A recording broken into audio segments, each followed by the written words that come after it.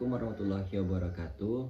Saya Muhammad Rafif Julio Putra, NIM D1B019111. Kali ini saya akan menjelaskan mengenai peran modal dalam pengembangan pertanian. Video ini saya buat untuk memenuhi tugas ujian akhir semester mata kuliah Ekonomi Pertanian yang diampu oleh Ibu Dr. Insinyur Ira Wahyuni, Magister Pertanian. Selamat menyaksikan. Sebelum kita masuk ke dalam peran modal dalam pengembangan pertanian, kita harus mengetahui dulu pengertian modal dalam pertanian itu apa. Modal adalah barang dan jasa yang bersama-sama dengan faktor produksi tanah dan tenaga kerja untuk menghasilkan barang-barang baru. Barang-barang pertanian termasuk barang modal antara lain pupuk, tanah, alsintan, uang, dan lain sebagainya. Modal juga merupakan sarana atau bekal untuk melaksanakan usaha pertanian. Modal terbagi menjadi dua, yaitu modal sendiri, equity capital, dan modal pinjaman, kredit.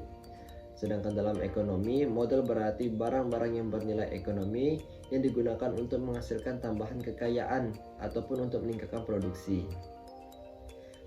Selanjutnya ada peran kredit.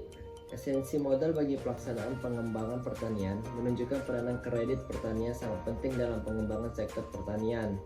Peran kredit sebagai pelancar pembangunan pertanian antara lain: pertama, membantu petani kecil dalam mengatasi keterbatasan modal dengan bunga relatif ringan.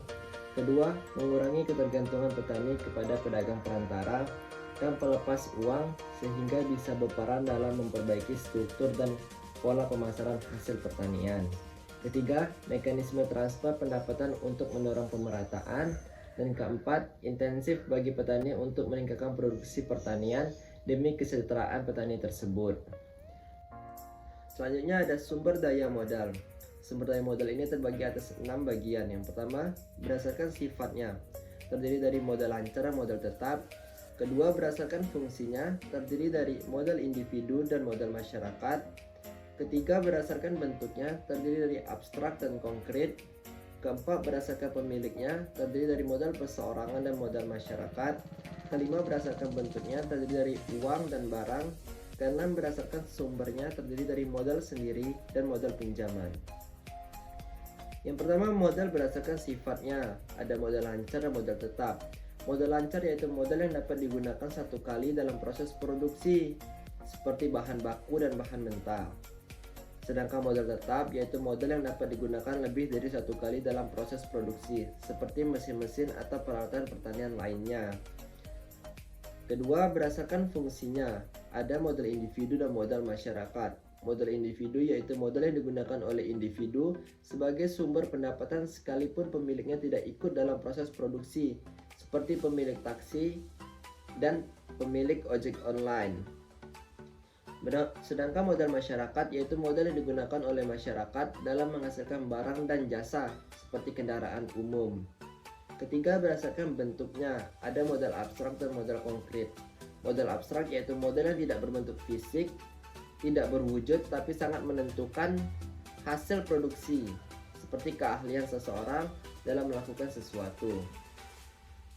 Sedangkan modal konkret yaitu modal yang wujud fisiknya dapat dilihat, seperti mesin-mesin pertanian. Selanjutnya ada berdasarkan pemiliknya. Ada modal perseorangan dan modal masyarakat. Modal perseorangan artinya modal tersebut dimiliki oleh perseorangan, misalnya gedung, rumah, dan kendaraan. Sedangkan modal masyarakat artinya modal tersebut dimiliki oleh orang banyak dan untuk kepentingan orang banyak, misalnya jalan dan jembatan. Berdasarkan sumbernya, ada modal sendiri dan modal pinjaman. Modal sendiri artinya modal yang berasal dari pemilik perusahaan, misalnya saham dan tabungan. Sedangkan modal pinjaman artinya modal pinjaman dari salah satu pihak. Berdasarkan bentuknya, ada uang dan barang. Uang artinya modal berupa dana, sedangkan barang artinya modal berupa alat yang digunakan dalam proses produksi, misalnya mesin, gedung, dan kendaraan. Selanjutnya ada peran modal dalam pengembangan pertanian. Modal dalam usaha tani diklasifikasikan sebagai bentuk kekayaan, baik berupa uang maupun barang, yang digunakan untuk menghasilkan sesuatu secara langsung atau tak langsung dalam suatu proses produksi. Pembentukan modal bertujuan untuk meningkatkan produksi dan pendapatan usaha tani, serta menunjang pembentukan modal lebih lanjut.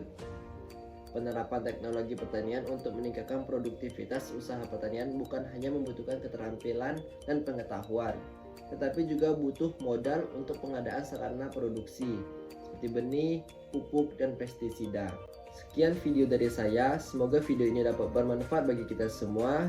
Saya akhiri, wassalamualaikum warahmatullahi wabarakatuh.